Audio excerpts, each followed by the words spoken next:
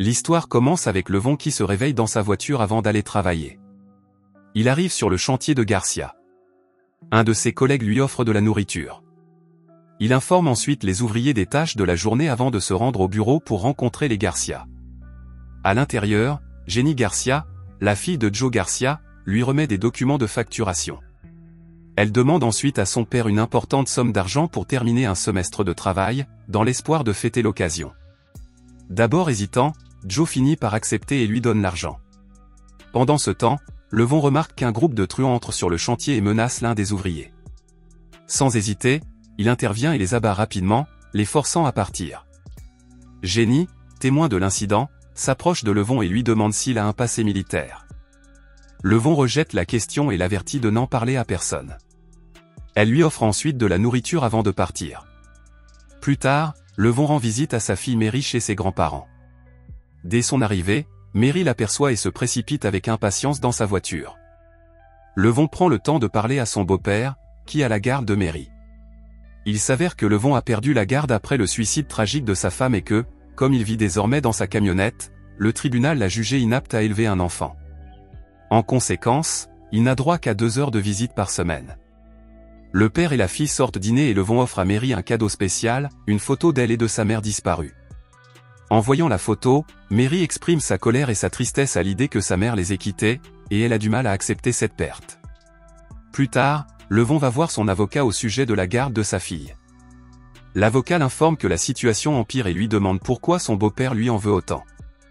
Levon explique que son beau-père le tient pour responsable de la mort de sa femme. En effet, celle-ci avait fait une dépression pendant qu'il servait dans l'armée.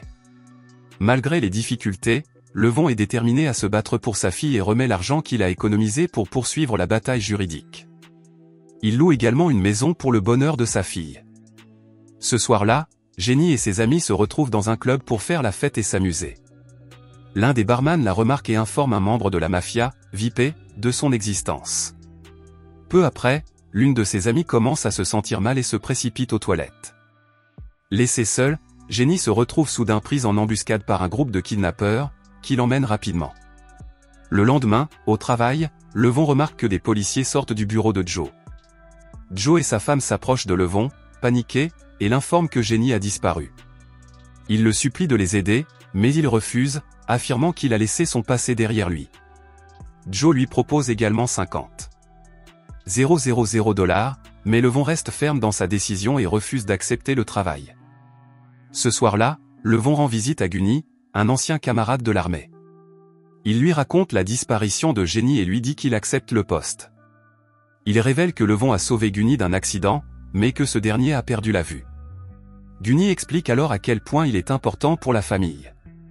Déterminé à retrouver Jenny, Levon rend visite à Joe et lui assure qu'il lui ramènera sa fille. Ce soir-là, il commence à recueillir des informations sur le bar où elle a été vue pour la dernière fois.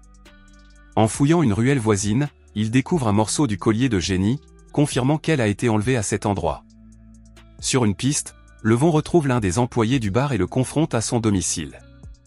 Il interroge le barman sur la disparition de Jenny, mais l'homme insiste pour dire qu'il ne sait rien. Sentant le mensonge, Levon fait pression et le force à révéler les noms. Au moment où le barman s'apprête à parler, certains de ses associés arrivent. Réalisant la menace imminente, Levon élimine rapidement toutes les personnes présentes dans la pièce. Après avoir fouillé les corps, il confirme qu'ils sont liés à la mafia. Avant de partir, il prend de l'argent liquide, avec l'intention de l'utiliser pour soudoyer d'autres membres du gang afin d'obtenir des informations. Le lendemain, un groupe de membres du gang et Wolo arrive à la maison et remarque immédiatement le bain de sang de la nuit précédente. Reconnaissant que quelqu'un les prend pour cible, ils s'empressent de nettoyer la scène et de partir, sans se rendre compte que Levon les suit. Les suivant jusqu'à une planque, Levon scrute attentivement les lieux avant de passer à l'action. Il s'infiltre dans le bâtiment et maîtrise rapidement un homme nommé Wolo, qu'il ligote. Lorsque Wolo reprend conscience, il avertit Levon qu'il est en train de commettre une dangereuse erreur. Impassible, Levon jette l'argent qu'il a pris plus tôt sur la table et demande des informations sur l'endroit où se trouve Jenny. Devant le refus de Wolo de parler, Levon le jette à l'eau attaché à une chaise, le tuant sur le coup. En enquêtant, Levon découvre qu'un certain Dimi, le fils de Wolo, est à l'origine de l'enlèvement. Sans perdre de temps, il se lance à sa recherche. Peu après, Yuri, un autre membre important du gang, arrive à la cachette. Voyant Wolo mort, il comprend que Dimi n'est pas comme Wolo et ordonne à ses hommes de traquer le responsable. Levon contacte un ami policier et lui demande des informations sur un certain Dimi. L'ami l'avertit que Dimi est un personnage très dangereux et un chef de la mafia. Il fournit alors à Levon l'adresse d'un bar connu pour ses liens avec le crime organisé. Ce soir-là, Levon se rend au bar. L'un des agents de sécurité le remarque immédiatement et d'où il aborde, se rendant compte qu'il a beaucoup d'argent, et l'accompagne chez un certain Dutch. Soupçonnant Levon d'être un policier sous couverture, les clients deviennent hostiles et l'attaquent à vue. Levon les élimine rapidement, neutralisant tous ceux qui s'approchent de lui. Alors qu'il est sur le point de tuer l'un d'entre eux, Dutch intervient et réalise qu'il est un militaire et propose de négocier. Levon demande de la drogue et Dutch accepte de passer un accord. Le lendemain, Dutch livre la marchandise promise et organise un rendez-vous entre Levon et le principal dealer de la mafia. Plus tard, Levon rencontre Dimi. Pour s'assurer que Levon n'est pas un imposteur, Dimi le teste avant de conclure le marché. Une fois convaincu, il lui remet la drogue. Levon, désintéressé par la transaction, s'en débarrasse immédiatement. Au bar, il reconnaît un membre du gang nommé Vipé, l'un des hommes présents lors de l'enlèvement de Jenny. Cette découverte incite Levon à quitter les lieux et à commencer à espionner les activités du gang. Cependant, l'un des agents de sécurité s'aperçoit que Levon les observe et appelle discrètement des renforts. Sentant le danger imminent, Levon tente de s'enfuir en moto, mais après une intense poursuite, il est rattrapé par les hommes de Yuri.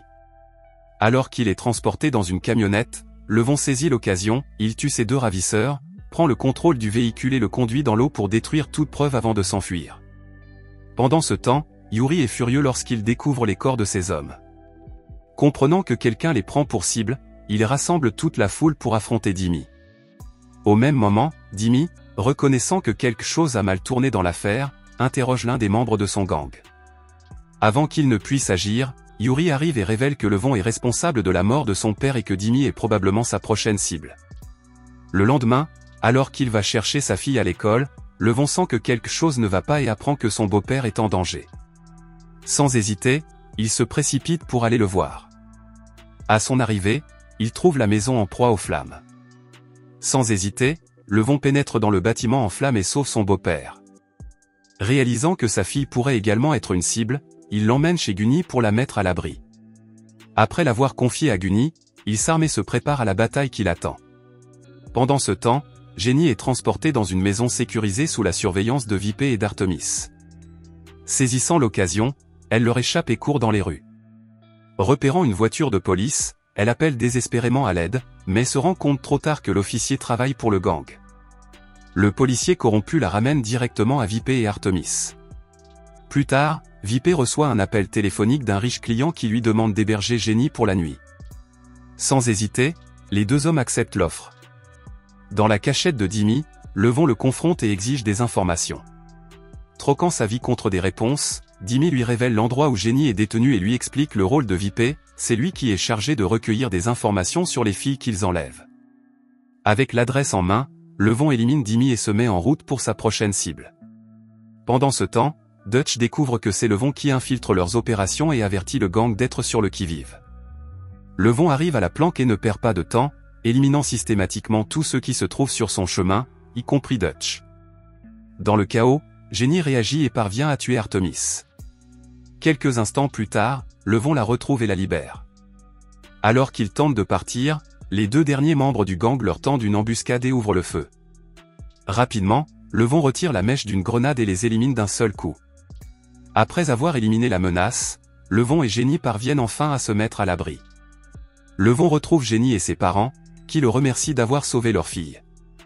Dans la scène finale, Levon, Mary et la famille de Gunny partagent un déjeuner tranquille, trouvant enfin un moment de bonheur après la tempête.